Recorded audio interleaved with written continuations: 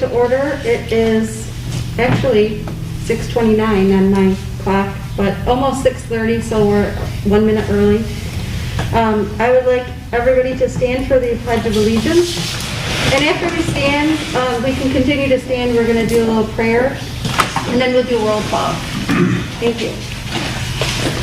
I pledge allegiance to the flag of the United States of America and to the republic for which it stands, one nation, under God, indivisible, with liberty and justice for all. God bless you all. Let us bow our heads. We ask your blessings on the people who have been called to lead the community in which we live, work, and play. Remind us, because we all forget from time to time, that we are not only leaders, but also servants, and that it is our responsibility to serve the common good of all. Grant us the wisdom and the courage to know and do what is right and good and true. May we speak out when it's time to speak out, and listen patiently and receptively when it is time to listen. May we always be guided by the spirit of community, by the spirit of justice, and by the spirit of love. This we pray in the name of all that we hold sacred and holy, all that we hold good, right, and true. Amen. Amen. Hear, hear. David? Okay.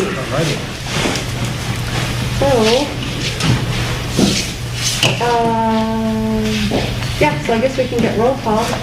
Okay, Bolin, Here. Dwyer, Here. Hanson Maynard, Irwin, here, Marucci, Nasri, O'Neill here, Parker, Here. Slowinski. Here. We have a quorum. Thank you. Okay, now public comment for items on the agenda. Okay, nobody here, so we will continue on to new business. The approval of minutes from the April 26th meeting.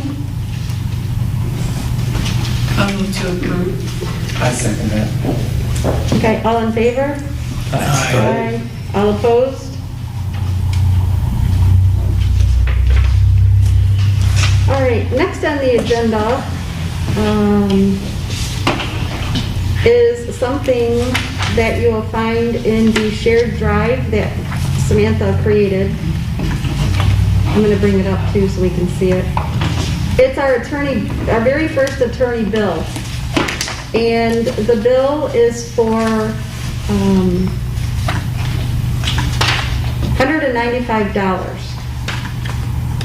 And what we need to do is we just need to approve it and vote on payment. Vote so that we can send payment through to the city council. So anybody can make a motion. The $195 was 1 hour for the last meeting, the April 26th meeting. Oh, here it is. So didn't you include all this work you did on reviewing the charter? Or is that next?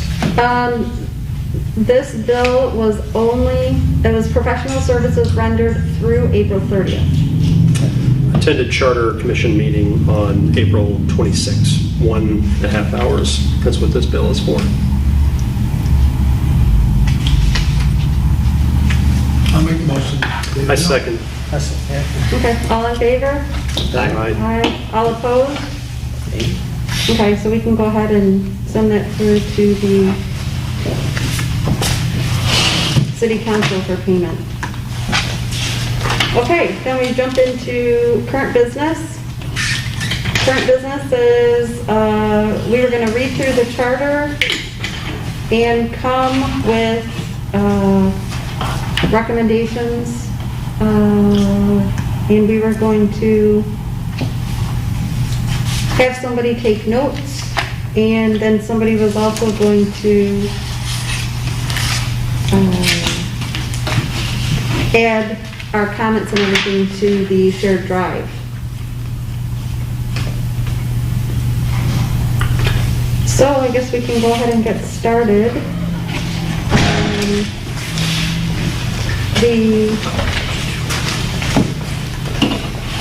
Yeah.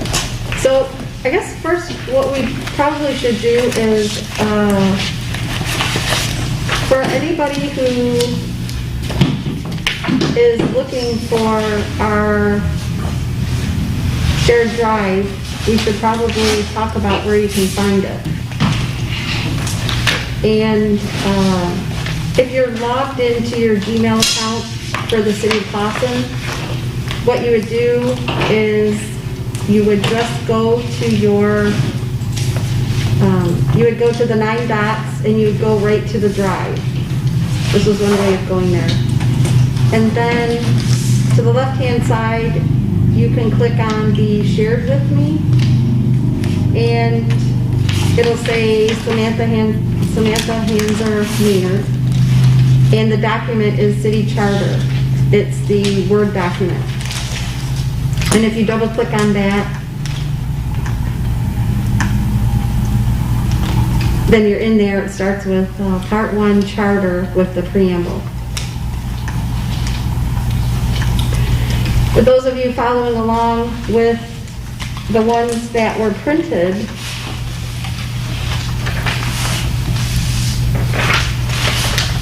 I believe they start on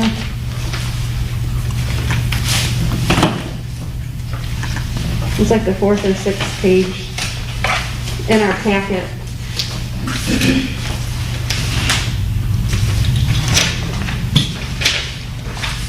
So a little bit of housekeeping. There's another document that was sent by our attorney, and he talks about the strategies for moving forward. Did everybody get that document? On what date? I have it. Well, it's on the shared drive and it's in our packet. Got it. Yeah. Okay, because I don't remember what the date was. I think if we just, does everybody want to go over those? Or has everybody read those? Does anybody have any questions? I don't have The any first 3 pages in here. Yeah, it's Is it in the minute, this? Yep. it's in that, it says Clawson, it's titled Clawson City Goals and Charter objectives. Commission. Got it, Okay, and then it starts with strategies for moving forward. got it. So he's got goals and objectives. He's got a budget. The budget, I started, and I also put in the shared drive. It's not anything that, well, I would like to go over that with you probably at another meeting, the budget.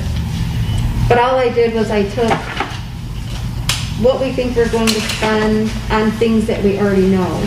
And the attorney hours was basically estimated, of course, because we didn't really know how many. So we can talk about that later, but, so it is started, so everybody knows. You know, we do have something that's out there. And he talks about utilizing available city resources, what we consider for other charters. We also have a copy in our packet for the Model City Charter that they printed for us. We have those, and that's also online. And then they talk about committees and the timetable. So that was a nice document. It kind of gives us his idea of how he thinks we should be moving forward. And then we get into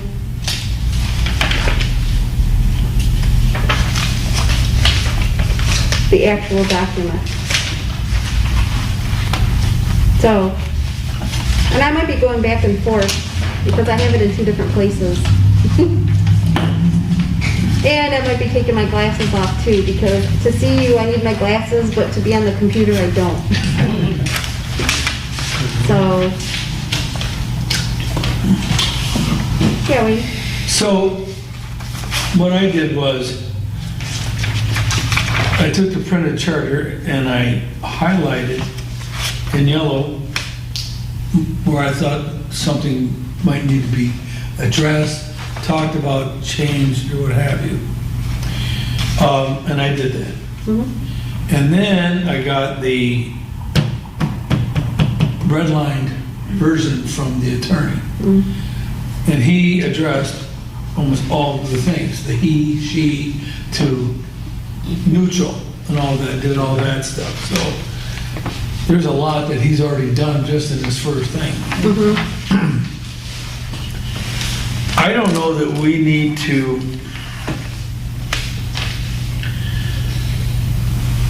did everybody read the charter? Yeah. Did you read the red line thing? Okay, the question I would ask is, do you have any difficulties so far with what we have? The reason I say that, to go over this word by word, and we're all going, I don't need this. Now, I'm not saying that for me, I'm just talking about individuals. You would say, well, we're wasting that time, we don't have to do that. If we're comfortable with what we got, because I think we're on the right path so far. Everybody agree with that?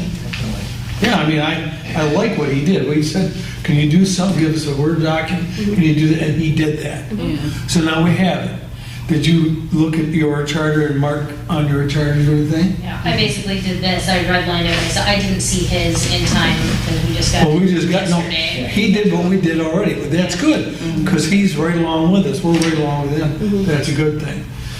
I'm not trying to take over the meeting. No, Madam by all Chair. means, you're fine. All I'm saying is, if we've already done those things, we might want to talk about the bigger picture things now, because if we don't see anything here that's screaming out at us, I know I've talked to an individual, talked about specifically looking at the powers and duties of the city manager, council, those types of things.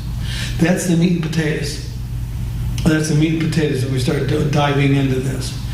So what I'm thinking is, if we go through this briefly, agree that we agree with the city attorney so far what he might have or not agree, and that we know that he's pointed out some of the salient points where we want to hammer home, then we can decide amongst ourselves tonight how we might want to do that schedule that he's got in there. Do we want committees?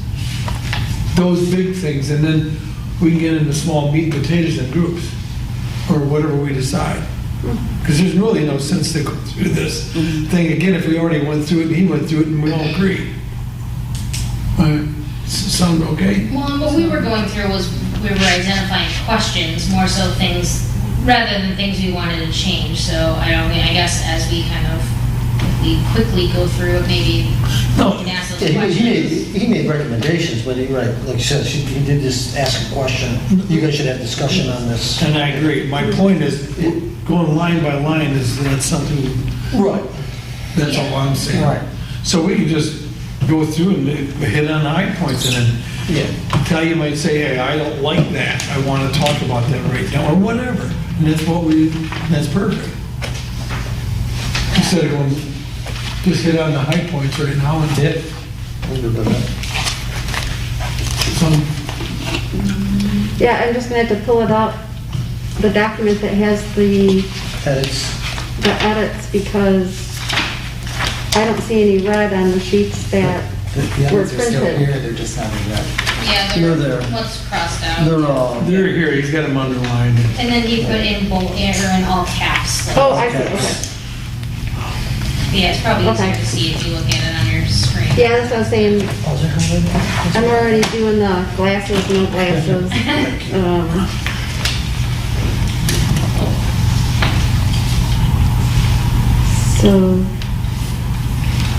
So the one, Samantha, I have a question. So the one online, the document that was put in the shared drive, that's not the one with the corrections? Correct, no, that was just the plain one, because I did this a week ago. Gotcha, okay. So, yeah, I can add his redline version in there, and then I saved my own file with my own redline elsewhere, so you guys would, yeah. Okay.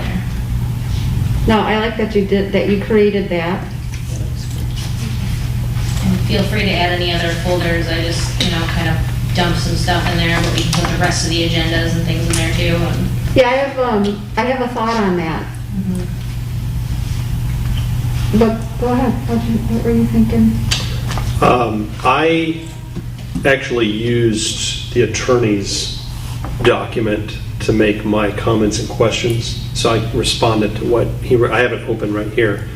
And it roughly fell into 3 baskets for me as I read through. Very rarely did I have a comment about anything that he didn't comment on first. There were a few cases where I did. There were some things that he wrote that I ignored. I mean, I didn't ignore them. I looked at him, I said, yeah, that makes sense. Like everywhere that he replaced the gender pronoun, every place that he corrected grammar, sure. any place where he said this is unconstitutional and, it should say this instead, I said, that's easy stuff. And then there was a basket where I had questions.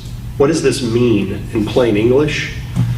Because he makes a point, and then I want him to clarify that point, not only for us, we're going to have to explain this to the people of Clawson when they vote on it. So there was a second basket of questions I'd like to ask our attorney and hear what he has to say about it, explain it. And then the third basket was the meat and potatoes basket, as Commissioner O'Neill said, where we're talking about things that maybe have become public, little issues with the charter that even the public knows about because of things that have happened over the last year or two here, where there is a lot of questioning going on in public. And one of the reasons we got elected, I assume, is to address those issues in the charter so that these things don't happen again. And those are the kinds of things where, like I wrote, I would like to hear from city officials, past and present. How is this actually working in practice or not working? From the attorney, of course, and then I'd like to hear from the people of the city on some of these things. And I wrote that in my comments. I would like to learn more from the people who have to use this charter every day, how it actually works, and what the people of the city think. And so those are my 3 baskets. And as I was doing this today, I was imagining everybody else in here doing the same thing. And I wondered, what else, after you read all 54 pages of it, what did other people think of as, oh, that's really big right there. I'm concerned about that. I want to know more. We really need to dig into that. Kind of heat mapping, as we call it. So getting a feel for what other people are like, yeah, this is an issue that we need to address as a commission. Because some things are going to be very easy, like we said. Other things are going to require some research and deliberation. And I'm curious about what those big things are going to be. And I will say I got caught up in a couple things that were things that you wouldn't even think about that really had never crossed my mind before. Like just right at the beginning, section 1.03 is the voting wards. Like, I'm like, oh, that's interesting. And he made a note in there, should we consider having multiple wards? No, I don't think so in a 2.2 square mile city. But in our current charter, it says until otherwise provided by an ordinance. Like, do we even want a clause to allow an ordinance to create voting wards, or should we just remove that completely? I was like, that's, not something that had ever really crossed my mind, but, something that might warrant some thought. And I think that's one of the things he talked about, going through, what do you want to have in the charter versus what the legislature can do? What the governing body can do. Right, and like it's And that's a double-edged mandatory sword. for it to establish a ward, which we can say it's a single ward like it is now, but then there's this other clause about being able to create multiples through an ordinance, and that maybe we know it's easier to create an ordinance than it is to make a charter revision. So do we even want to give that option in there, knowing that, future councils might change that a little too easily, perhaps, Is it legal? Yeah, I mean, we could say, have like one, I assume it means like. So we could have one- 4 voting we could- blocks? Yeah, we could have, like you're the council person from Ward 1 and you're the council person from, that would be crazy. That's what they have in One Chicago. council person per neighborhood, basically. block captains and all that. That's Chicago and Boston. Yes. Right, but obviously those are large cities. So you'd have city- Makes sense- Doesn't make sense for a 2.2 square mile city. I don't think so. Yes. And that was one item where my comment was, he asked the question Yeah. about the number of city council members. He brought that up at another meeting. He said 6 in his document. Should there be 6? He wasn't suggesting it, he was asking the question. Your question about wards, Yeah. elect them all at large or have them represent. Now that's a massive change from what has been done in Clawson Right, absolutely. forever. So that's one where I wrote, okay, well, is that something worth deliberating? Who wants to deliberate that? What would current city officials say to that idea? I remember August had a couple of comments about that. And then what would the people say? So that's one of those big meat and potato, I threw that in the meat and potato basket. Exactly. He asked the question, that's a really, really big deal. And that requires a lot of exploration Yeah, and but you listening. have to have a primary for each ward. Like Right, that that's- basically adds another election to the election cycle. That would be a really big change. It's Expensive. a small Need thing. money too. Totally. Yeah. So, we're not gonna think about going, not like section per section, but like to almost to a degree, like only addressing each. I just wanna have like an idea of what we're like doing. So are we only talking about our problem spots of which we individually see? Or are we actually going like, hey, we're gonna review 1 through 5. If anybody has any questions or answers, if the questions are, We could do revisions. that. We could do whatever way you want to do that.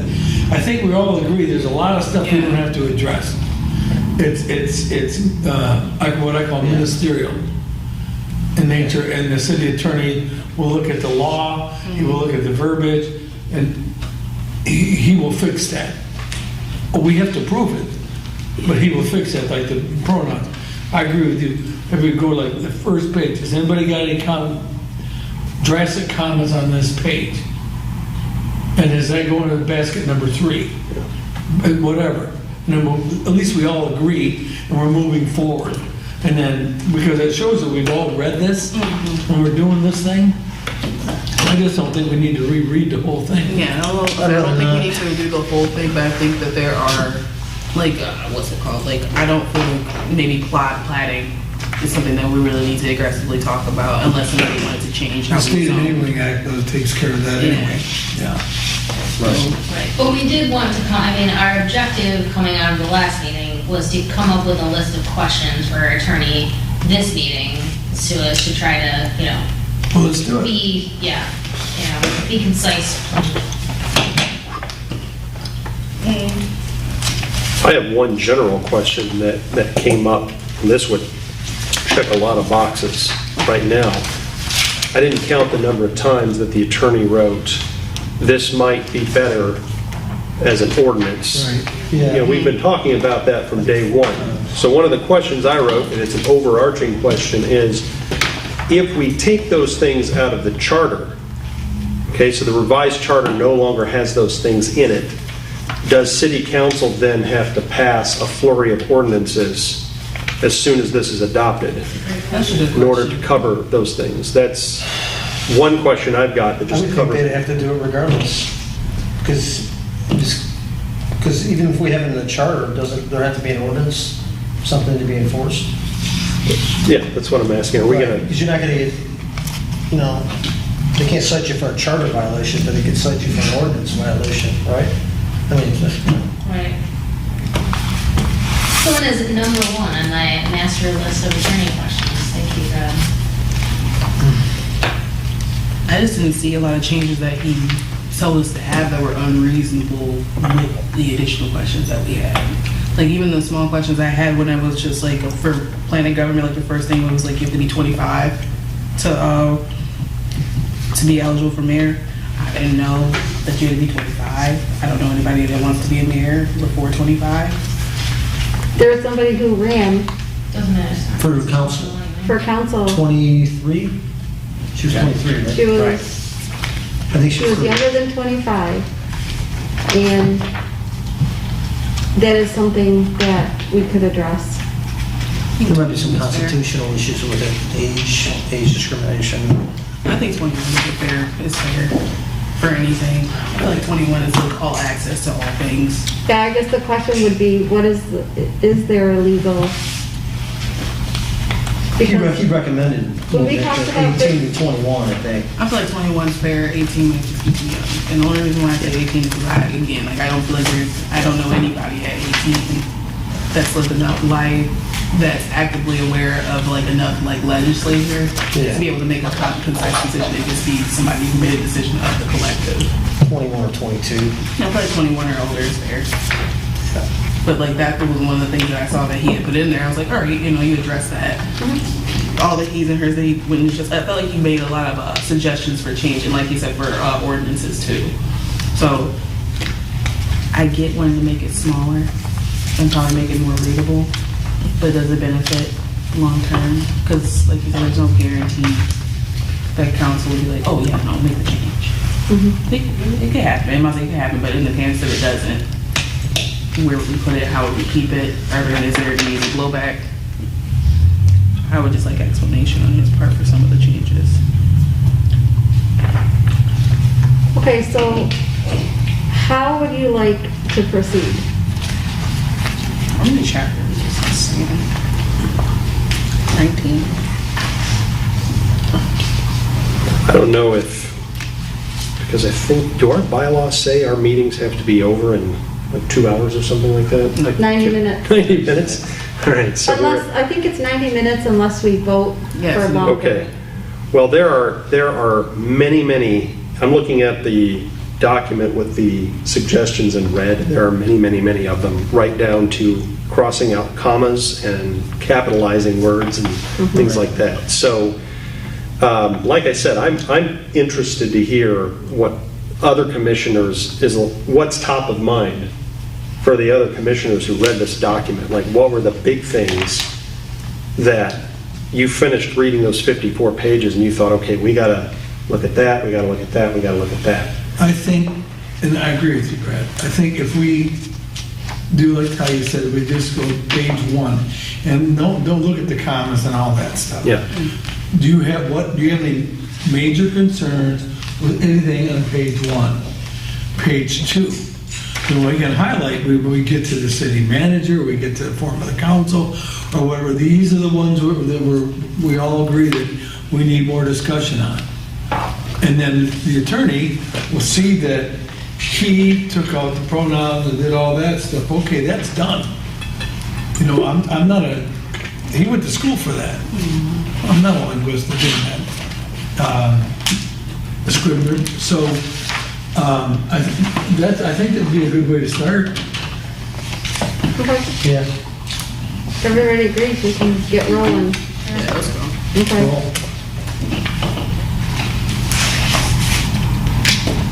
All right, so page 1 is pretty easy. I think. Sure. It's the same boundaries it was when it was incorporated. Did it change at all? I don't think it is. Well, I'm reading, that's page 2, the actual Part 1 charter preamble. Just if we're going document page by page. The preamble, the boundaries. I don't have any issues with this. Unless, like, his question said, unless the boundaries change, and that's just like a typing change, but I don't have any questions for this. I don't have any either, only because I'm not familiar with wards and municipal boundaries. Do you think there's any chance that the city would grow? I mean, literally be taking land from Troy or another? Once you have a home rule city, we're surrounded by home rule cities, and you can't annex their property. So it's not going to change.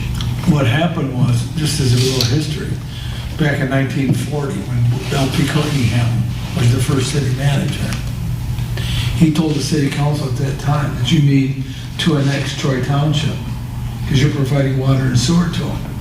And that's one of the requisites to be able to do that. And of course, the city council at the time, he was an engineer by trade, told him, go back to your board, we don't want to be, we're not Or Troy would be the city of Clausen right now. Oh, The township's 36 square miles. I'm like, you don't We're think- part of that township. If you go further up the road, it's literally like Clausen's on one side and like Troy's on the other side. But like we technically have like, it's like a little portion of like where, you know, like Knights of Columbus is at. I think that's technically That's where Clausen. ends. Like that's where we end. But like past that point, You go, yeah, if you get other north side of of Elmwood, Elmwood it's is- Troy on the Yep. east side. Yeah. That's what they call the panhandle. I thought that was east of Rochester Road. That's Sliver over there. Yeah, I don't think she's talking about. Oh. That's Columbus is on Main Street. yeah, it's right here. Yeah, right. I did There's notice a sliver way east too. in 301, it says a village, in the first sentence, it says Village of Clausen. I don't know if that was supposed to be charter or City of Clausen. You didn't point that out. So all powers not inconsistent with the provisions of this charter possessed by the Village of Clausen.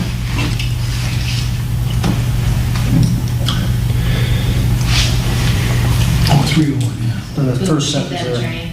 that, one of my overarching questions too is this language was necessary when the city incorporated because they were bringing over all the corpus of law that they had from the village of Clausen and Yeah. it was being superseded by the charter. And a lot of those ordinances came forward from the village to the city. So there's a lot of references to that in this document. Yeah, that's what I was wondering, I'm like, does it say village because it's talking about the creation of the city? Right. That was my question. for Correct. him, So- is that- The attorney raised a point in his comments about how much of this do we need to keep, and my question was, because we're not writing a whole new charter that's superseding the old one, we're revising the existing charter, does that language does some of that language need to remain? And there's question number one. Because it's still the charter that was adopted in 1940 but revised. It's not a huge deal, but I'm curious about that too. To ask about, add it to the questions.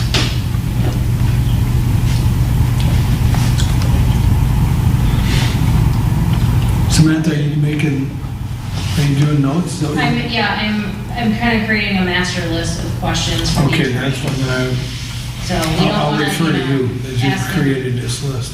Yeah, so far I just have the two. We talk about, if we make things in ordinance, would that require the council to pass a flurry of ordinances after the adoption? And then two, what about all the mentions of the village of Boston? Let me know if there's anything else. She was all the way down to 3, wasn't she? Still. Yeah, sorry, I skipped. Samantha. I thought we were moving on to the second page. We're doing it by We're- page. Yeah, we're on page 2 right now. I'm on page 2, section 1.03, and my question I already asked, but I'll state it again for the record. Because the attorney asked, should the city consider wards? And further on down in the organization of government section, adding city council members. My question is, has there been a request for that? And is there a reason for it? Why would we do that? Is there something about the way that government is organized now that somehow is not working that would be solved by increasing the number of council members we have or adding wards? To make a change that huge, you've got to have a really good reason, and the people have got to want it. Well, you can increase the number of councilmen, you don't need it, without having wards. Is Yeah. that elected at large? Cities are 5 or 7. That's what they are. Yeah. For city Including managers, mayor. Right. yeah, Okay. you don't change the structure of government, you just got a number of elected officials. Right. That's all it is. So the only real question is, should we increase it to 7 from 5? Let's see, there's 12,000 people and 2 square miles. No one's ever asked me, complaining, well, why do we have more city councilmen? No one's ever said that to me. Anybody? Listen, that's what I'm saying. I don't think it will make or break the day if they have 5 or 7. I think just create more argument. It More would put it people. in a special Well, meeting. yeah. That's a touchy subject right now. Well, it certainly is, but if there were more. Because of our situation, 7 might have been better. Yeah. Yes. So that might. Or worse. That's Or one of worse. that, well, once we get to that, that's obviously something we're gonna be diving into. That's a question for the people, and the people that have to work in government every day, you know, past and current. And I wish August was here, because, I'm sorry, I thought we were done. I was wondering, you know, this past election, we had quite a few people running. But if memory serves, in previous years, you know, it's almost been a challenge to get enough people to even want to run for city council. Like, would we be able to fill a mayor and 6 council seats? Maybe now, I feel like people are a little more civically involved, but I feel like 10 years ago, that might have been a tall order. Or 10 to years get from that many now. people to run. So, something to think about. Mm-hmm, Yep. okay. Anybody have anything for section 2.01? Or moving on to 3.01? Tell me you don't want to change the name. Yeah. City of David. Yeah, it's a city of Too David. bad it's not April 1. We could- Go ahead. I second that.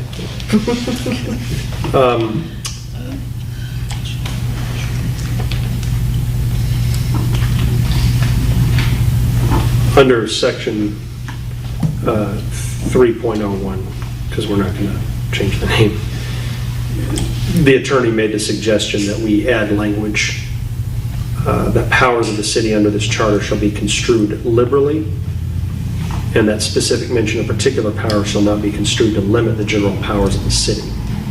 I agree with that. However, that's lawyer speak that will have to be explained to the voting public if we add it. Why is that in there? What does that do? You know, some people could take that to mean that the government can do whatever it wants. So that's one where I made a note to John. Great suggestion, I like it, but that has to be explained to the voters. And we have to, you know, just because I like it and you think it's great as an attorney doesn't mean it's what needs to be in there. So it needs to be explained, talked about, and everyone needs to arrive at the same place. When you were going through here, did you see any of my comments? No, I was afraid to use a document that other people are using because if we all ended up commenting on it, it would end up. Well- So I made a copy of it for myself and wrote Okay. my own comments on my own document. Well, because what happened was I went through and I made comments all over the place and then I realized it wasn't shared with anybody. And when I went to go out of it, all of my comments went away. Oh, that's sad. So that's why I thought maybe someone else saw my comments and maybe they were in there. But that's okay, there weren't like a whole lot of them, but I'm sorry that your comments are gone though. that's okay. All right, so, okay, so did you want Samantha to put anything down for 3.01? I'm just asking, what do you mean by that, and how would we explain that? Okay.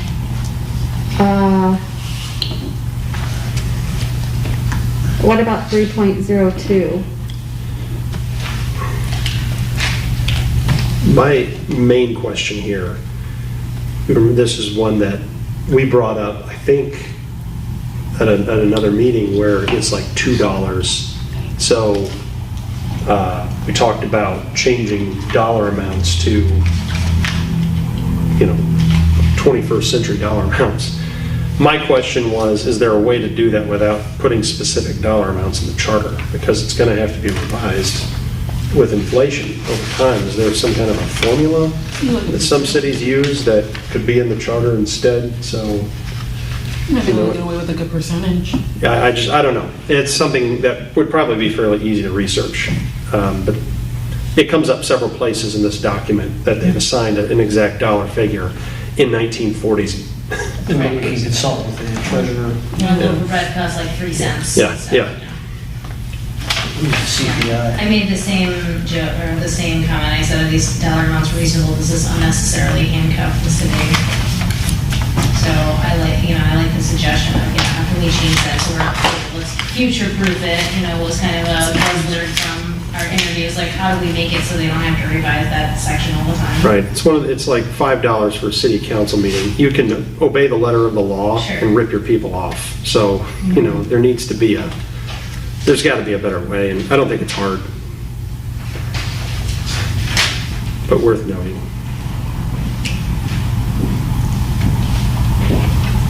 Okay. Anybody else before we move on to page 4? Except page 4. I'm just trying to- Need page 3. My document says page 4. It's section 3.03, vehicles and aircraft traffic parking Yes. operational. Yep. Okay, that's where we're at.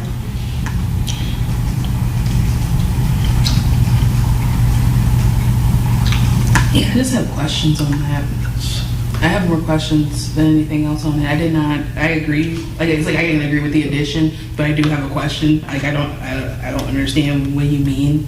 Like, how does this like come out? Like the same question Brad asked. Like, how is it supposed to look out of the charter if it's an ordinance? But I guess the abandoned vehicle statute is fine. I think it's all covered by the Michigan Vehicle Traffic Code, the state. It's the same in every city, right? There's uniform traffic code that you have to follow. Yeah. What he's talking about in number 2 is the A-bands. That is the term of abandoned vehicle. They have specific things, there's specific processes that you have to follow with abandoned vehicles. Because they can sell them later for auction The if auction they amount follow. For the towing Mhm. costs, and not just the towing, but the storage costs. It's like how Ypsilanti has like their like all of their like how they break down their fees if they find it, where it goes, how they. Yeah. Right. I have no problem with that. Yeah, I can't. I do think that was interesting, because I would assume that was governed by the state too, that we can regulate, like, so hypothetically, could we change the speed limit on Main Street to like 15 or 35 or whatever, like, I think we in the could. charter, we could. Well, we've done 14 miles, 35 all the way through town. I thought, I was gonna bring up here, it's 25 going on Main. It used in to be- town, didn't it but used it's to be 35. What happens when you talk about setting speed limits and stop signs and those types of things, you have a uniform traffic code, and you have to have certain warrants that call for a minimum to decrease the speed, increase the speed, and there's the TIA, Traffic Traffic studies. TIA Association, Traffic Improvement Association, TIA. Each county has those. And you call them in, and they come in and they have a certain set of standards, and they will take a look. That's why you see the tapes across the street and all that stuff. Yeah. You have to meet a certain number of vehicles and all that stuff, so. One of them ever done it with Well, what 14 hap- mile there, right in town. What they do is, cities like Clawson, Royal Oak, Ferndale, they want walkable communities. They want the traffic slowed down at the corner of 14 and Main. It used to be 35. They had, if the DDA director had her druthers, you'd walk down there, it'd be 5 miles an hour. No, it's a little excessive. But believe me, 25 is not fast. I have to almost slam on the brakes, and I live here. It's like 25 is slow. Yeah, Well, 25 means 30. People are always gonna go 5 over. Well, when you see Johnny sitting in the corner with his radar on, and he pulls you over at 6 miles an hour over. But these things here, that's the uniform traffic code. Well, I guess that's my point. Does that even belong in the charter if that's governed by a state law or a different set of codes? One thing I noticed in here, Samantha, is he kept referring to different state statutes. That's in there, that you're required to have something in it per state statute, so that you, when you do something here, city council, it's enforceable. For instance, under the building codes and the building trades, cities will adopt by reference the state building code, plumbing code, because they've already promulgated all that stuff. So they adopt it by reference. so that the plumbing inspector and all can enforce it. So I think that's what you're gonna see here is they talk about that, we have the right, meaning the city council, have the right to enforce this, and then they can reference that, when they do legislatively, adopt the code by reference. Unless you, I think a good question would be, should we, for lack of a better word, punt this to the city council to let it be done by ordinance, or should we keep it? I think the question is there some verbiage that's required to be in the charter so that they can have the authority to do something? That's our crux here is to make this as easy for the city of Clawson to operate under the laws and ordinances of the state of Michigan, county of Oakland, and city of Clawson. I think it'd be a benefit to have it in there, it can't hurt. No. It does say the city shall have power. That's the first thing it says on it,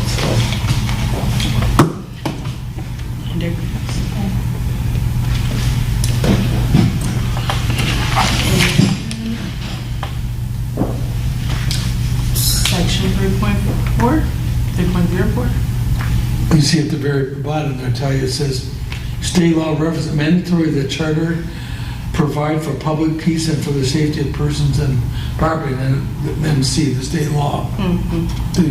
That's the boilerplate that has to be in here.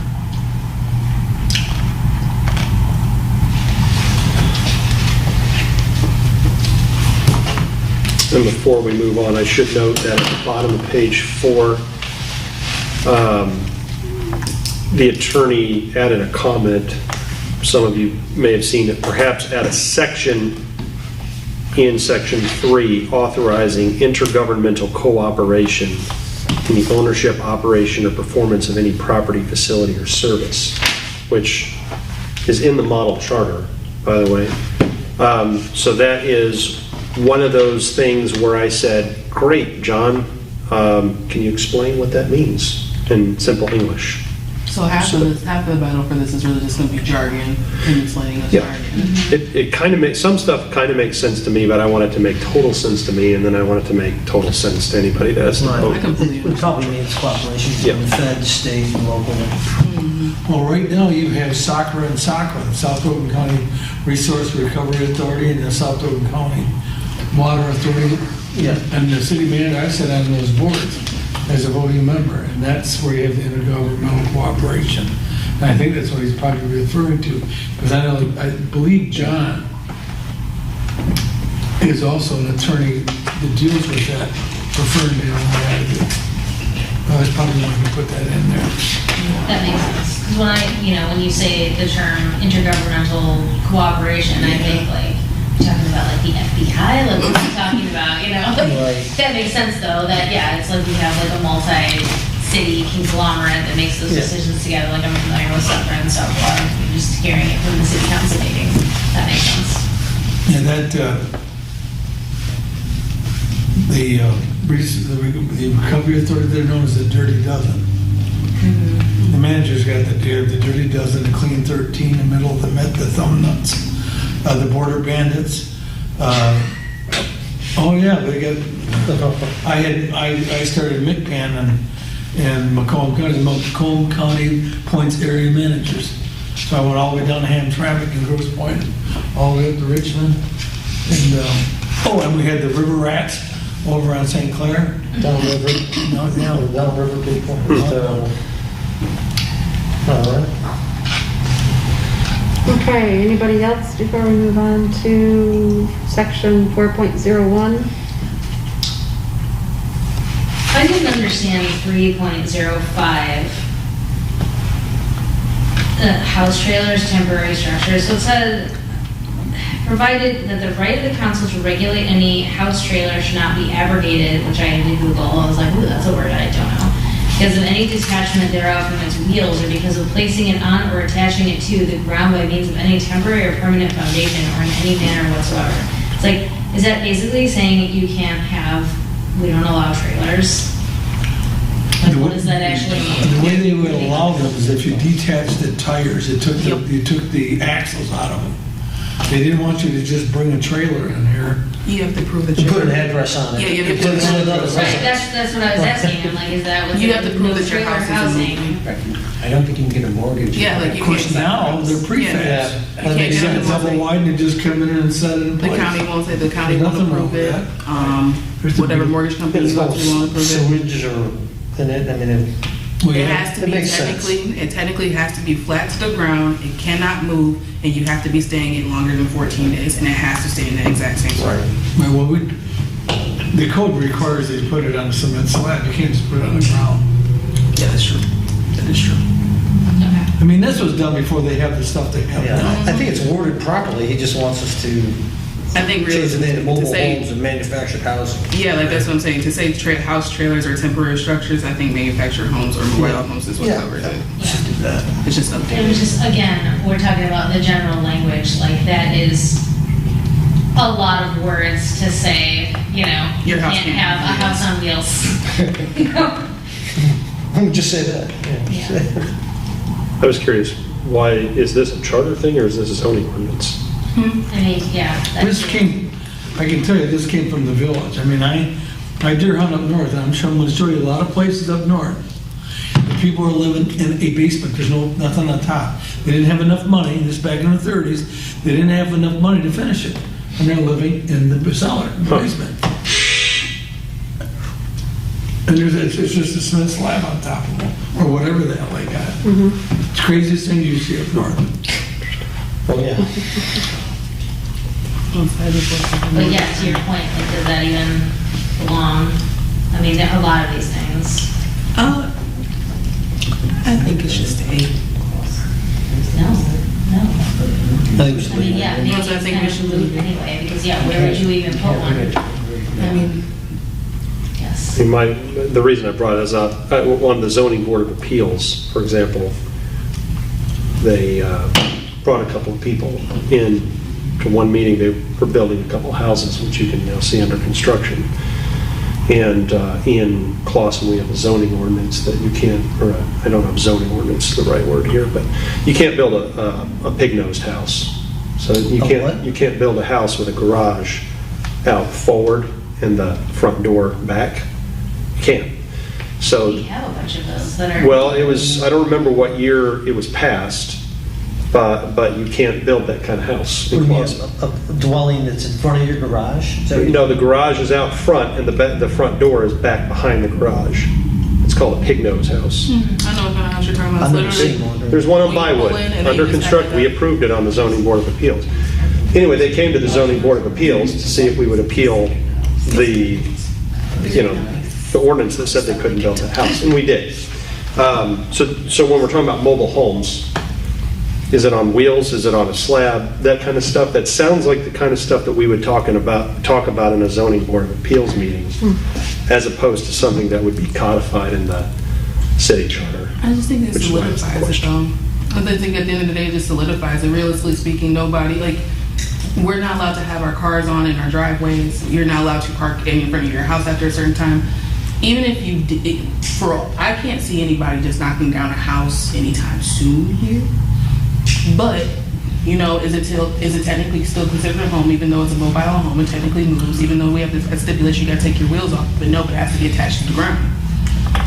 Do I think that makes a difference opposed to somebody who might say that, hey, I'm just coming with my RV, who wants to just park in a driveway, and that's just supposed to be your home, and there's nothing in the yard? But should it be in the charter? You can't do that. Yeah, it would make more sense to just have a list of acceptable dwelling The styles. charter is just supposed to be the skeleton on which Yeah. all the ordinances are hung, for the city. It's supposed to live and flex over time as the needs of the city and the voters change. So that's what I'm saying, like, the So need what are of, you like, asking? general public here. Yeah. Ask the question, should this be as an ordinance and not in the charter? That's how it begins. The council may by ordinance. Right. Oh, It's like they're telling us to make an ordinance, basically, aren't they? The first sentence. yep, Mhm. it does. So do you want to I mean, then it's weird to have an entire section just about that, like you could just have it once saying the council may by ordinance control the zoning rules, like general. And remember, we're not changing the charter tonight. We're just noting Yeah. the questions Yeah, that yeah, we've yeah. got Yeah, about for certain sure. sections in the charter. Is this something that should be in there or not? And we won't know the answer to that question until there's a lot of deliberation and fact-finding. Okay, so we're moving forward. What about 3.06?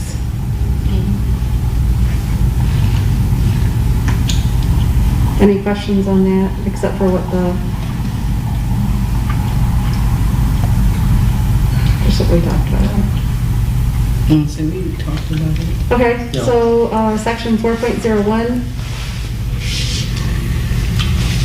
That's the one where we I question, would be so afraid of that one. Yep, that's, I was going to say, there are three big ones in section 4.01. There is the one we already discussed, size of city council, age requirement for city council, or elected officials. City council, I guess, is the section we're talking about. And then And- the one-year residency requirement, which has a constitutional element to it that the attorney noted in his comments. Those are three, what I call the meat and potatoes baskets. They're not, what does he mean here? It's pretty clear Yeah. what the question is, and it really comes down to, is this something that the people want? Will it solve a problem that everybody agrees on? Is it necessary? A lot of fact-finding and deliberation. So I'm maintaining a list of questions for the attorney. Would you, since it sounds like you kind of already did already, like, would you maintain a list of the big rocks, the meat and potatoes stuff, which you kind of already have, just so we can Yes. reference back to those later? Already got it. Good. And I'm taking notes too, so we can compare notes after this is over. Sounds good. I'm just writing down, you're taking notes. But you're writing the questions down. Yeah, I'm writing them down. She's writing them Yeah, down. I'm not making note of like, notes that the attorney made. I'm just like, the things that are coming out of this that we want to ask him, so Exactly. he has concise list of questions. That's what I said. Yep. Samantha, answer Maynard, list of questions for attorney. okay. 4.02. Just like 4.01. Yeah. I mean, those are big questions. Like, I'm curious why it's set up that way, if that's common in other municipalities for the mayor to have a different, term of office than council people. I mean, it makes sense to have different seats offset each other, so you're not coming in with a fresh council every 4 years, you're just swapping out a couple people, but why is the mayor only two? Like, why was it set up that way? That was also my question. I think you should make it uniform. Either everybody's at 2 or everybody's at 4. Why have different? I agree. I remember Mary R. saying to me that when we were talking about this charter before, back in the late 70s, late 80s, excuse me, that they would never let my term go to 4 years as the mayor. I know why not? Because they won't. So only she knew what she had discussed with her counterparts. I agree, I think they should be 4-year staggered terms. If the mayor's 4 years, the mayor's 4 years. I mean, you get on the job, you learn something. Because then there's a cost to elections, correct? There's money. It would save money for the residents if everybody was 4 years.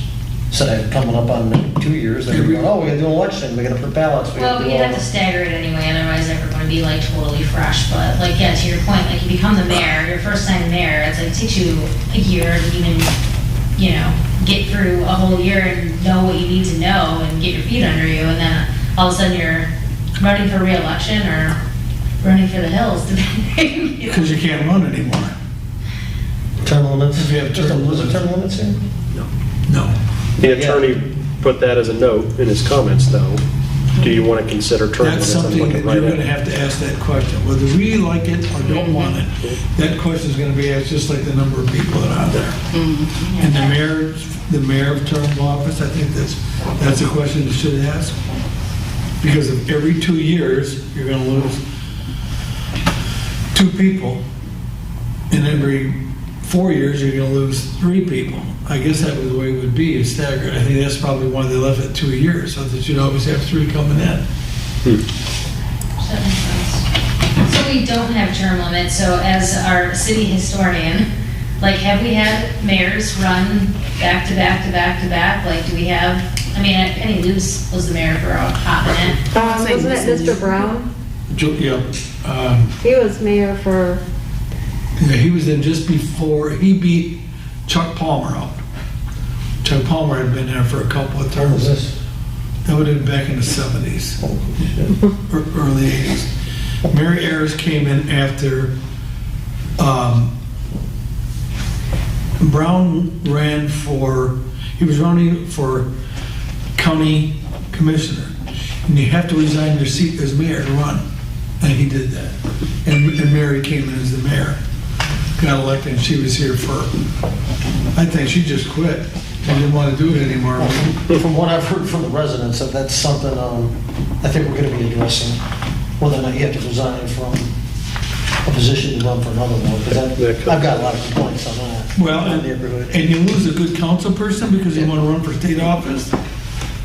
It's good for us if we have our mayor or council person as a state rep or something. When I got the call last summer that I had to resign from the zoning board of appeals because I was running for this commission. And I said, I refuse, because I hadn't even been on the zoning board of appeals yet for a year. I said, I'm just starting to learn the ropes. I said, if I leave, they have to replace me with somebody else. It's hard to find good people. And Rennis saved the day because he came back and said, well, the Charter Commission doesn't exist yet. And since it doesn't exist yet, that was the loophole. Because how did you run for an office that may not even be there? Right, for me to not resign from the zoning board of appeals, but you know that a lot of people in city council had to resign their position in order to run. And I thought, And it created a problem. and they pulled people off the planning commission to fill city council seats. So we're pontificating here, and that's not really our job, but I mean, you're taking good people out of government service, and then you have to put inexperienced people in their places, and it just, Too much backfeeding. it doesn't help the city continue to run at its best. But that's further down in the document, so I'm sure we already know what we're going to ask when we get there.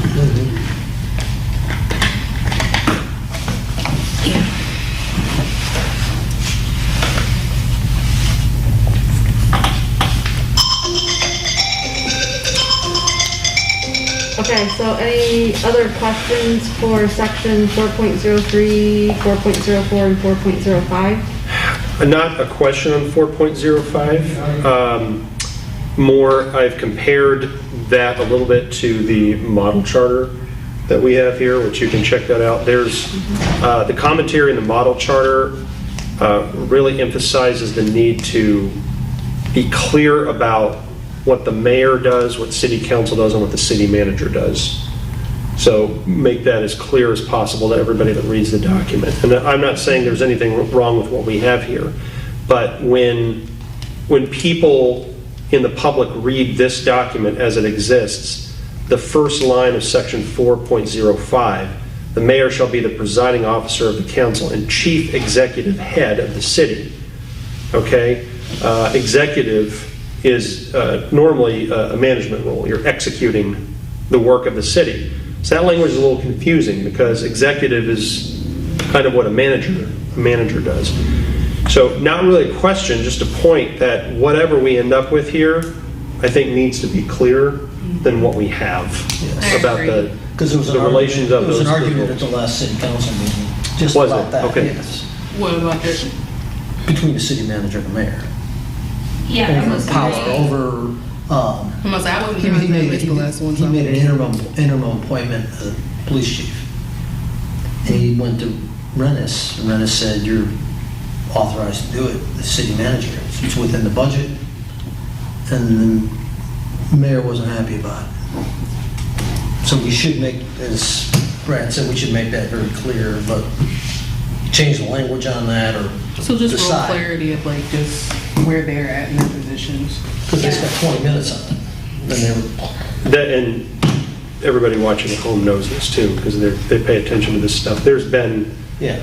there's been a lot of energy, money, and time spent in this city over the last, I don't know how many years, because our officials don't know the clear boundaries and relationships between their roles. And the charter's job is not to punish them, it's to make it easier for them to do their jobs, because they know what they're supposed to do and how they're supposed to relate to each other.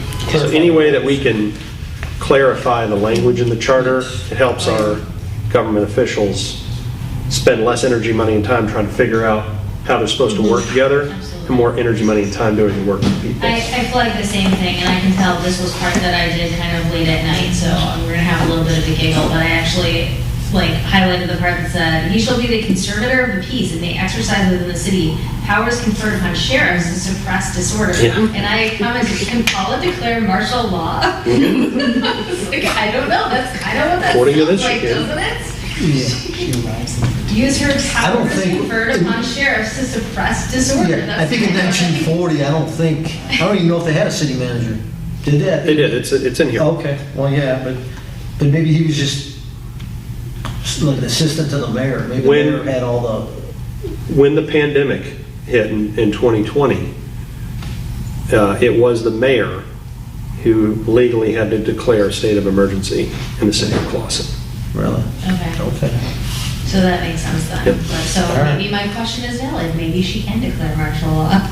I mean, it's She a can solid declare a question. state of to ask. emergency. Right, wouldn't the governor do that? And Well, the governor County declares, state, but but it's say about it too. each city has the power to, you know, Well, it's so weird about to- state law, federal right. law, city law. Yeah. But Samantha, you made a point, and everybody watching at home, I hope you're hearing the point that Samantha made about the 2-year term. And all we're asking is a 2-year mayoral term, is that the best thing that we can do? Well, if a mayor is invested with these awesome powers of being a sheriff to suppress disorder, Sure. right? So we're really, somebody who's in 1 year and then they have to start campaigning for the next year. They barely have the job figured out, and then they have to run again. But they have the power to declare a state of emergency and shut the whole city down. These are questions. We're not coming up with answers tonight. We're just saying, hey, Yeah. these are situations that can arise from the charter language that we have. So how do we make it better? I understand that. I think that the term limit thing is just like, I think it's a good idea. Honestly, I really do. Because,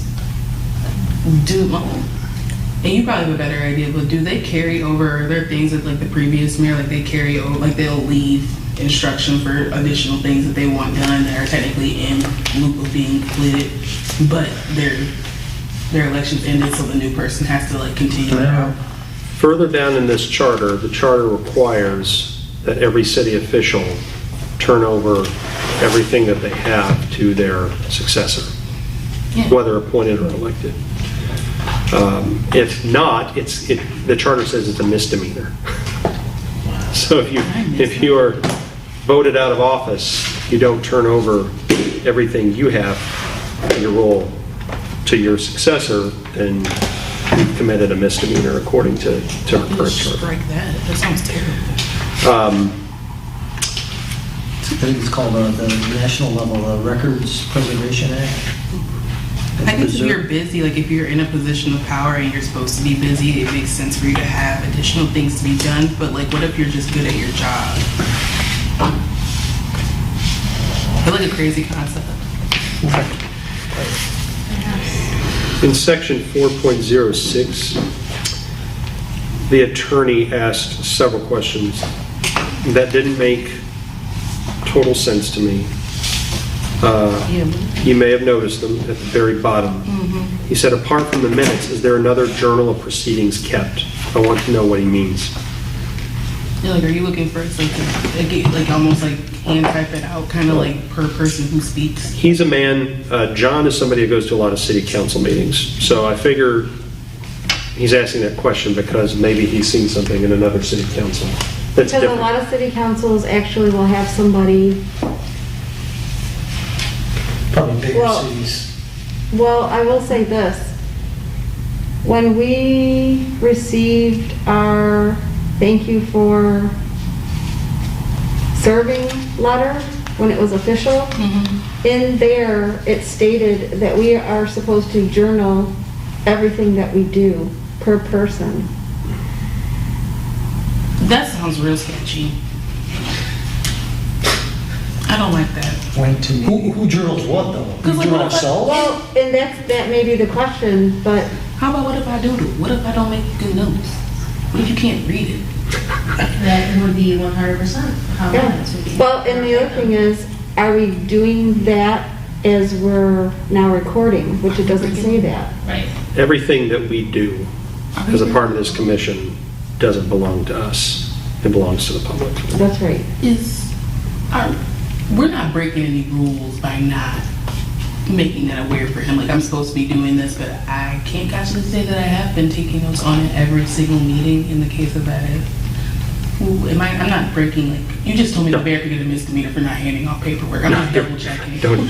It's all right. We're just, It's only 30 days. and getting back to 4.06, it's, what I meant is that, I think Because I'm what like, I don't have time. what the chair meant, I think what the chair meant is that anybody, the Open Meetings Act and the Freedom of Information Act says that any communications, any documents that you create, your notes, your emails, your phone, anything you do as a part of this group belongs to the public, and people can request it according to the Freedom of Information Act, which is why we have city email addresses.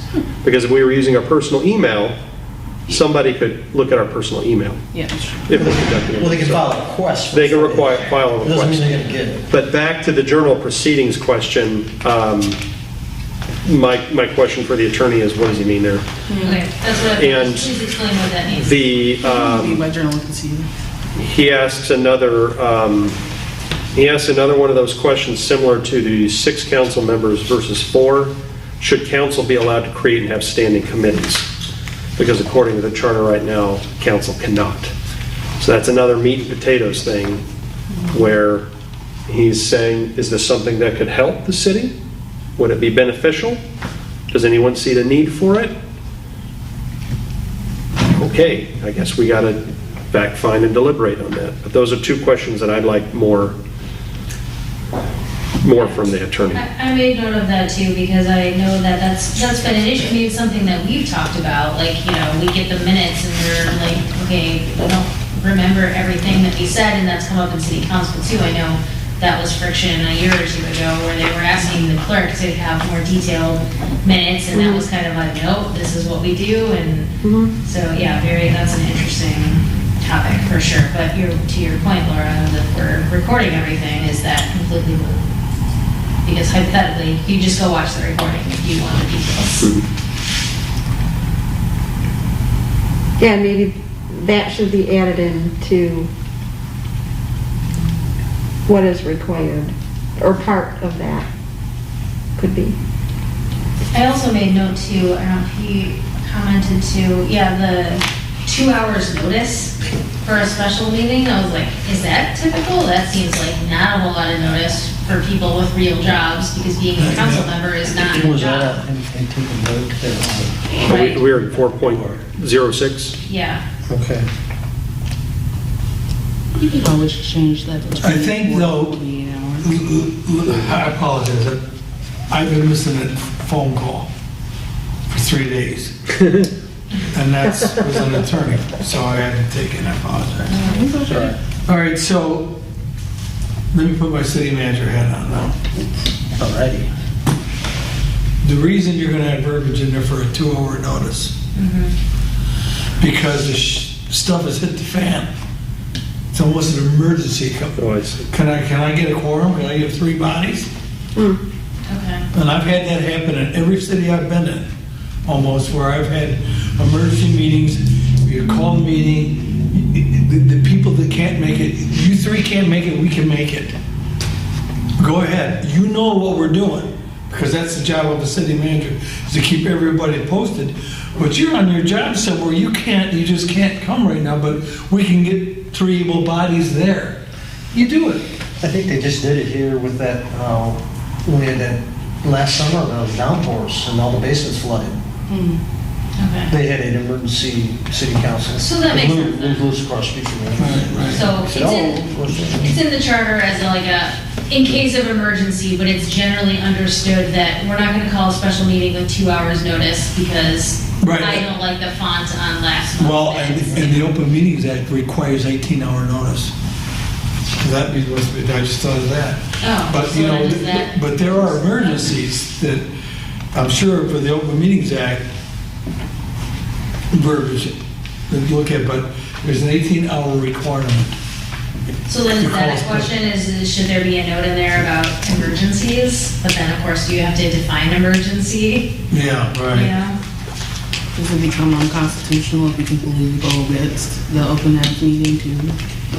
Well, you know, I'm thinking all over the place because, you know, when I got to Fraser in 2017, I had a sinkhole in the middle of 15 Mile Road. Oh, yeah, you were there yes. for that, huh? I've been there a That was long my time. first, it happened Christmas Eve and I started the day after July, a day after New Year's.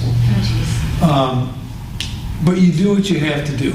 City managers have emergency powers authority, counties have emergency authority, and there's incident command, there's chains of command and stuff like that. And there's things that we just do, and we pick the pieces up later. I remember my first city manager job in Key Harbor, I was not allowed to spend more than $50 between a council meeting. Now, you tell me how I'm gonna spend $1 million budget. It's awesome. It's sad, but that's the old verbiage in their charter. So,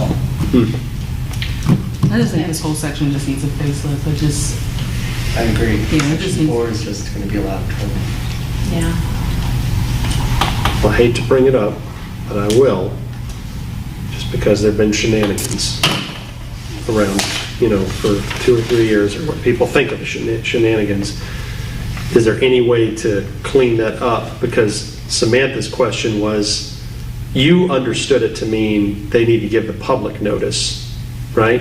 2 hours No, notice? I mean, just council members. Okay. It's like, it's not like a big city where that's your job. Right. It's something they do, after hours mostly. But from the language, you made a really good point that people in town, a lot might care about more than usual right now, which is, can city council call a special emergency meeting with 2 hours notice to because somebody doesn't like the font on, I mean, it would probably be more serious than that. So it's meant for emergencies. well, then that's when you Right. start describing emergencies, and is it a tornado? Is it floods? Right. There's got to be a modicum of common sense here. I think if it's something that can cause damage to your dwelling or kill you, Health, safety, that and constitutes an welfare. emergency. Health, safety, and welfare of the community. Yes. There's your Yeah. verbiage. Yeah. But then you brought up the point of, if the Open Meetings Act requires 18 hours, Yeah, you have does that to, supersede? I wrote is this that down. Emergency? yeah, and I don't know, That's not the realistic. more I think about it, Samantha, well, so we can ask. there's nothing that if you have to have a council meeting within 2 hours, that city manager better be acting. Yeah. Better be acting before he even thinks about calling a meeting. That's what I do. Because you can fire me tomorrow, but right now I got stuff to do. Okay, and we will do it. Well, but that's not even this provides for the mayor and 2 council members to call the meeting. This isn't even about the city Well, manager calling a then- meeting. So that's what I found interesting. I'm like, why would the city council members be calling an emergency meeting with 2 hours notice? Yeah, they And don't so need that. here we are, but all I'm saying, and this goes back to Commissioner Parker's point about the language, all I'm saying is the 7 of us in this room have been reading this charter for a few months now, and we've been thinking about this stuff, and we've been meeting with attorneys and asking questions, and that language confused you enough, Samantha, to ask the question. Yeah. Right? I'm not sure about this. We've had several questions. So I'm saying anybody out there who's going to have to vote on a new charter who hasn't had the benefit is just going to be looking at it as an average citizen. How much more confusion and distrust could the language of could that language create for them? So is there any way to clarify it and make it better so that Right. people will say, yeah, that makes sense. We need to give our city government the power to do that. Because not only are we going to be justifying the changes that we're recommending, but we're going to be justifying what we're leaving in. And that means unclear language, you know? So we need to shape it up, to make sure it makes sense. I think that's why he added in that except as permitted under the Michigan Open Meetings Act to cover what you guys are talking about too.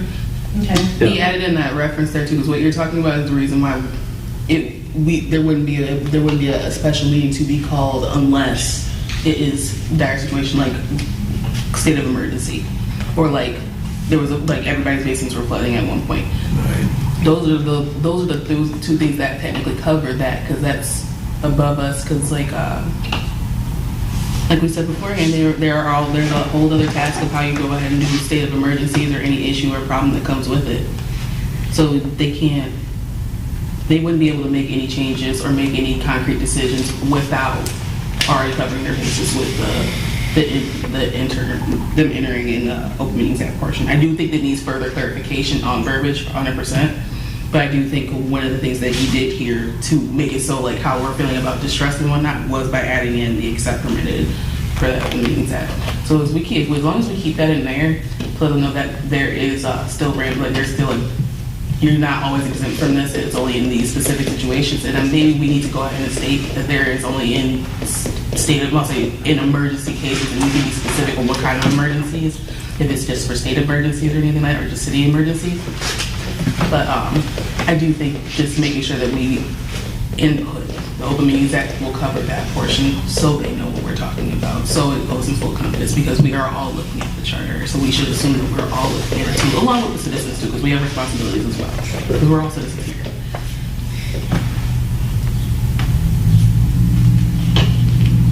Here's the last bit. No, ma'am. Okay.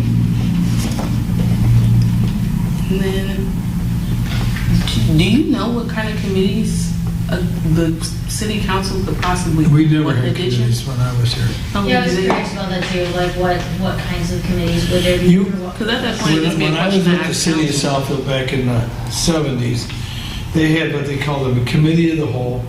They had finance committees, they had planning committees, zoning committees, they had all types of committees on the council.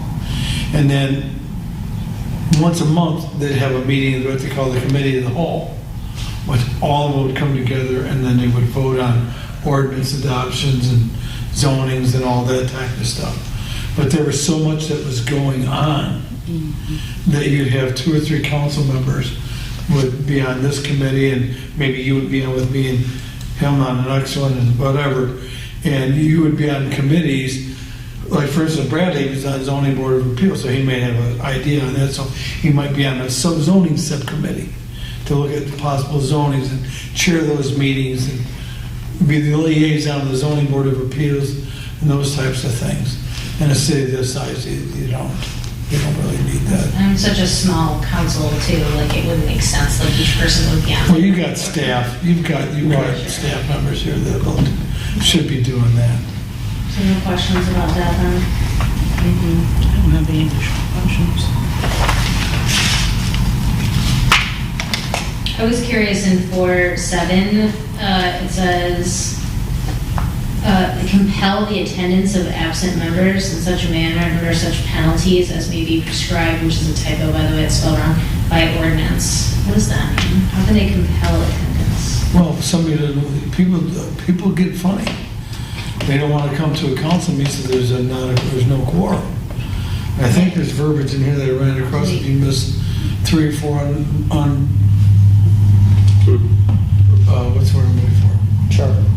No, This was missed 3 or like 4. I don't have permission. Congress, where we have the sergeant at arms go like make you come to the meeting, and we send I've seen chief that. to your house and make you come to the meeting. I've seen that come to the drag somebody out of the bar. Okay. I can tell you stories. Terrible.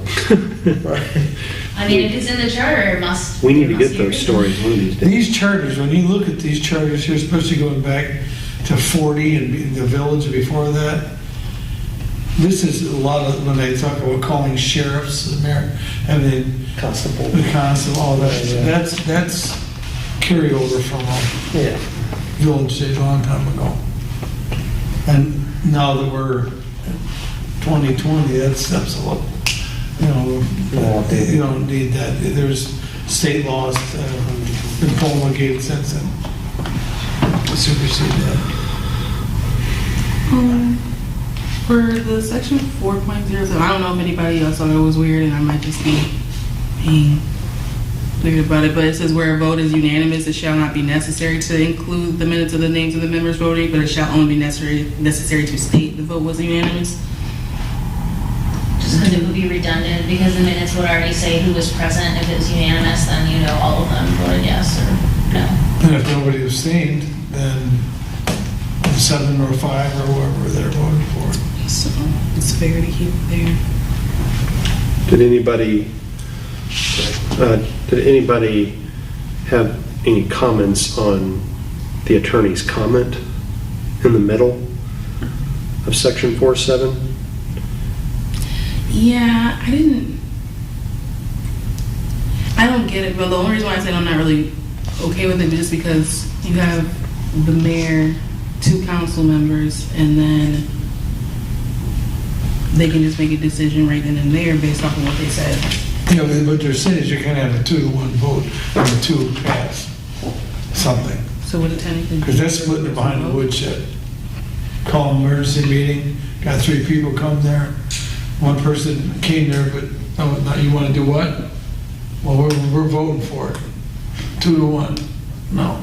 That happened last year, though. Oh, I'm telling you, I've seen a lot of stuff. That's why I highlighted this section, because this says a resolution requires 3 affirmative votes. But I know that hasn't been the case Here. here in the last year. Yeah, Which is why I'm asking, and I'm not litigating that here, I'm just saying, They violated the charter. he's asked, the attorney is asking the question, under the foregoing provision, 3 affirmative votes are required to pass anything, even if 1 or 2 council members are absent. So he's noticing that this language creates some kind of an issue here. Right, so if you And I want to hear more from him on No, that. I agree with this verbiage. If you have 2 members missing, you'd have to pass something unanimously under That's what he's saying. what the charter is saying. Which Right. makes sense. And then you still have the simple majority, 3 out of 5, even though 2 weren't there. So what's your question on that? How should I word that? Or Explain. do you just want to say, you Expound want on to it. hear more? That's what you want. Frankly, my question is, yeah, I'd like to expound on that. Yeah, please provide further explanation regarding comments Yeah. in section 4.0. Saying if our attorney made a comment about that language, then I think it's worth hearing more. Yeah, for sure. I'm sure you don't have commentary on it. I'll say, please expound on your comments, 3 votes versus simple majority of membership.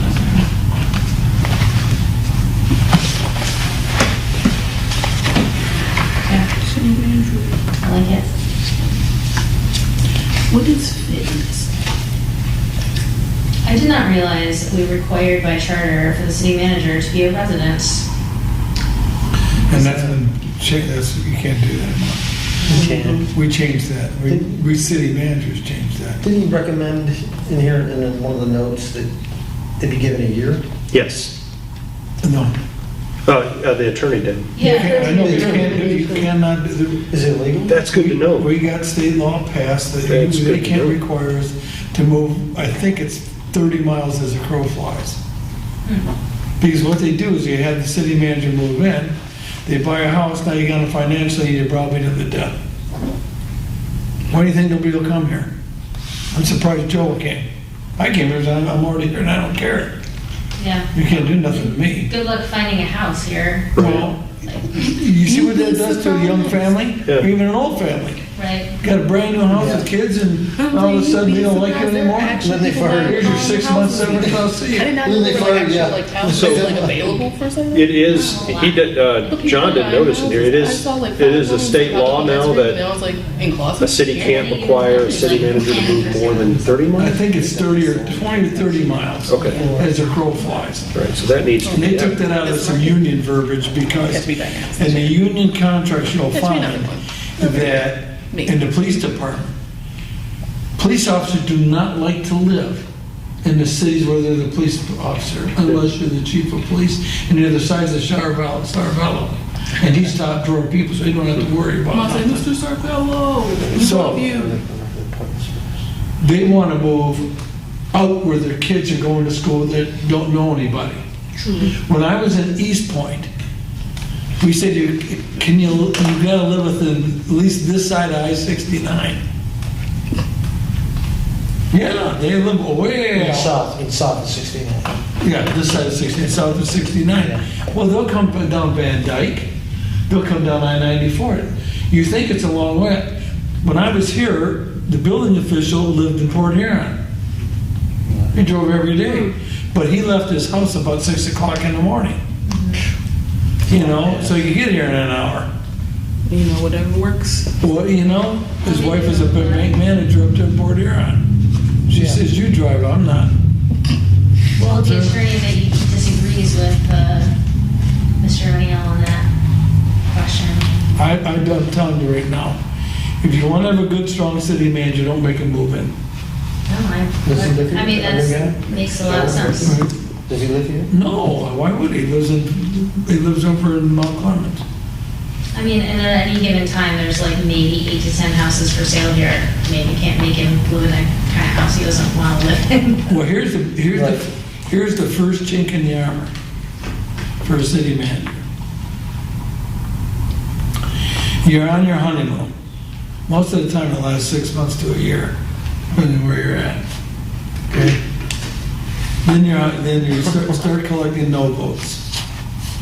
Okay? The first chink in the armor is, you don't live here. So, Well, I'm just telling you, throw it in your face.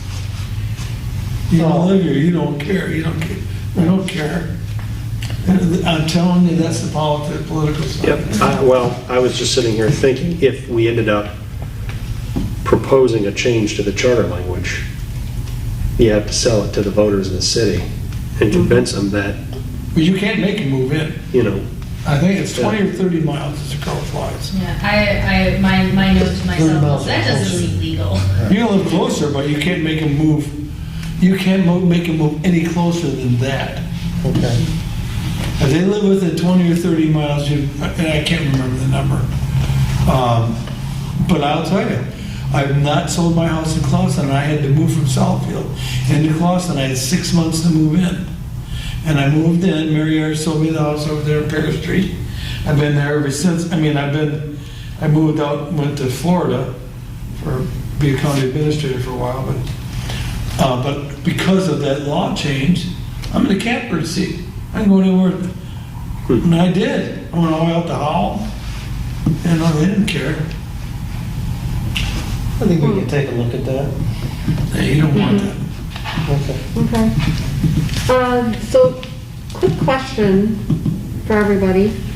We're on page 7 right now, and we've been here for an hour and a half. Well, let me say So- this, you can do whatever you want, but this is what happens. When I said, do we want to go here, everybody, we put our 2 cents worth in. So you don't want to rush it at the beginning anyway, because this is your foundation. Yeah, I'm not saying we should rush it. I'm saying, do we want to pick up on the next meeting and continue, or do we want to continue tonight? What? Well, we've gone 7 pages in an hour and a half. How much more do you think we're gonna get done if we decide to keep going? Maybe we start our meetings a little bit half hour early, and maybe go a half hour longer. I don't know how people's work schedules are. What is their requirement, the people that are recording us? Can they just go on, or are they regimented to our time right now? That's a great question. probably bill by the hour. Yeah, and I'm not sure. 5 So, minutes? yeah. I propose that since we went over the first 4 today, and we're going to continue out the last parts of section 4 out in our next meeting, that we commit to since there's 19, I think it's 19 total chapters in it. I think by the time we come back, we should be able to get to 12. So if nothing else, and if we can go ahead and move forward into a certain portion, I think that this was a good space for us to figure out the best way we're gonna communicate with each other section per section. And I think this is a better trial run for than anything else. So if we get done reviewing the charter and like the revisions that we want to make, or even the questions that we have within the next 2 meetings, that will give a solid questions list to give the attorney, or we can give it to him while we're going in the midst of And this. we can do that, and then he'll follow right behind us, like you dig the hole and you fill it. Yep, and then if we just send them out all separately too, we can see if we can get August to, let's say, send them all of his responses to us separately. That way we're still keeping up with a time pay schedule and whatnot, and that we're actively aware, and we can always say, hey, do you approve the changes that he made? And then if nothing else, we can always have a separate comment about, our ending comments about what revisions that he requested to change that we didn't like. That might be a better way of structuring out, pulling each portion. I agree. I think I'm happy with what we've done. I know it's slow going, and I thought, obviously we were a little ambitious, thinking we could get through the whole thing in one meeting. Well, I knew that wouldn't But happen. it's important to be thorough, and I'm glad we're being thorough and we're asking these questions and we're really clarifying what we need, because this is a big document and there's a lot of work to be done. So I agree. I think we do send these questions to get started, and then maybe some of his answers will help us in our next section to just see how he's answering some of these things. And then, but we would need to let him know, like, okay, we don't need you for the next meeting to show up because we're gonna do this again. So no sense for him to sit We here. give him busy work though, Right, we'll send the so when he questions. Send him comes, he's ready to go. So, and I don't know, if maybe Laura, I send these to you, and you, the point person to communicate with the attorney, and then honestly, he could answer right in this Word document and just write his answers in, and we can post that to the shared drive so everyone can review those too ahead of the next meeting. So you're saying you want to post the document that he's working on with all of the changes in the shared drive?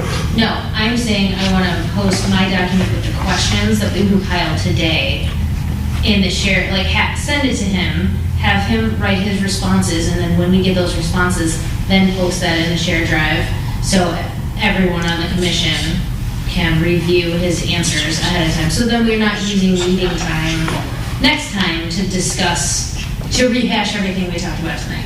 Yeah, because Brad made a lot of good points today that I think would benefit me rereading this too. Because I have read it about 3 or 4 times. I have read through it. But he does, because I think some of the not the city manager, the attorney's comments, I just think I need to go back and read through his comments and how they actually apply to things. I don't think I took as much time to read through each and every one of his comments. I was more focused on what I saw. So this will be just it's a good precursor, but he made a point for importance of rereading it, in my opinion. Yeah, especially since we didn't get his comments until yesterday. Yeah, it was I already- almost dire trying to get through all of his comments. Well, I kind of was like, good. That made me read it. I've read it many times, but it's been a long time since I've read it. And so I read it and I highlighted my stuff, and lo and behold, here's this thing, it came just at the right time. I looked through that because it was fresh in my memory. I was ready to go. Ready to go. I thought it was good. And he gave us the documents we asked for, the Word document, so that Brad can go in there and crib and steal all of his ideas, and whatever else he does with it. Okay. Well, I can't stand that, what's the word, that PDF. I like to be able to massage stuff. Well, I don't have to retype everything. Yeah. So Laura, do you want me to email you these questions or put these in the shared drive and then you communicate with the attorney? We decided who the point person, or I guess it could be somebody else, but I mean, I'm happy to be the point with the attorney, but it makes sense for one of the chairs to be. We didn't decide who to do that, but unless you want to do it, Brad. You're talking about an email to the city attorney, right? Yeah, I mean, To- Our attorney, yeah. To John? yeah, Or I John, mean, yeah. I can do it. Do we Okay. want to, because we had several people, I wrote, you wrote, could we just compare Sure. what we got, just, and then, Then you can be a subcommittee and I'll defer. I'm good with deferring. If you guys want to compare, I mean, I'm making the notes for the minutes and I'll do the minutes. But my point is, we all don't have to get together and take a look at all that stuff and agree. If you guys agree Yes. on your questions, that's good enough for me. And Brad and I can confer because we're not a quorum, so that's perfectly right. legal. And all I gotta do is just send you the document I made, because I wrote all the questions right in it. That's fine. And maybe with a summary, when I send it to you, about these are the big points that I wrote on this too. People other than myself and what they asked in comment, so I can add those, and then Perfect. it'll be pretty Yeah, easy then to. I can just, I'll come by anything you have that I don't, I will add, and then we'll give it to Laura, she can communicate with the attorney. Or can we, two things before we go. Can we just invite him to the shared drive? You good? He can look at the questions. Yeah, He seems like he's yeah, pretty savvy in Okay. using Google Docs. And I'm thinking that way, yeah, then we're not you wouldn't have emailing to email back and versions. forth, and the document is there, we put the information in the document, he can look at it, he can answer the questions right in the document, and then he can see the questions are being answered as he's working on it. Okay. Maybe I'll make a folder that just says attorney questions, and we'll keep a living document in there, and you can go in and answer those. That sounds good, because I really like what you did with the drive. One thing I was just going to mention was, the agendas are already on the document, demand on document. Is it called the documents on demand? Oh, sure, yeah. And so do we need them to be in the shared Probably drive? not, I was just like, I have a folder with all, a separate folder on my computer with all the documents, and I was like, I'll just put in everything that's there. But you're right, we could always reference them on documents on demand. Because I noticed today, the bill for the attorney wasn't in the packets, but I put it in there under the references. So I like that you did that. You said, references, we could use that for maybe some of the packet stuff. Yeah, basically, like I wanted somewhere to put like the Troy Charter or just any other kind of Mhm. reference materials. If we have an electronic copy of the Model City Charter, that would be a great place to put that. Yeah, that's in there now. Okay. And then there was another, I pulled one from the Detroit, when Detroit went and did their Oh, right, yep. revised charter that they sent in, they put that on there. Speaking of the bill, do we have to approve that before we leave? We did. You did. Yeah, we already did that. Jeez. So if anybody has any questions on how to get to the drive, how to access it, or anything like that, I'm available. Samantha's available for questions. And then, okay, so we will, if anybody has any other, going back to our agenda for tonight, any other commissioner comments? Encourage everybody to read this too. I know some of you did back before we ran, or when we were running, but it's really good. Okay. Anybody else? No? Okay. Any public comment for items not on the agenda? Okay. Then the discussion on the next agenda items are just what we're doing here. We're just going to continue. And then I think if anybody wants to make a motion, we should be able to adjourn. I move for us to adjourn. Second. Okay. All in favor? Hi. Aye. All opposed? Okay, thank you everybody for coming, and see you next meeting.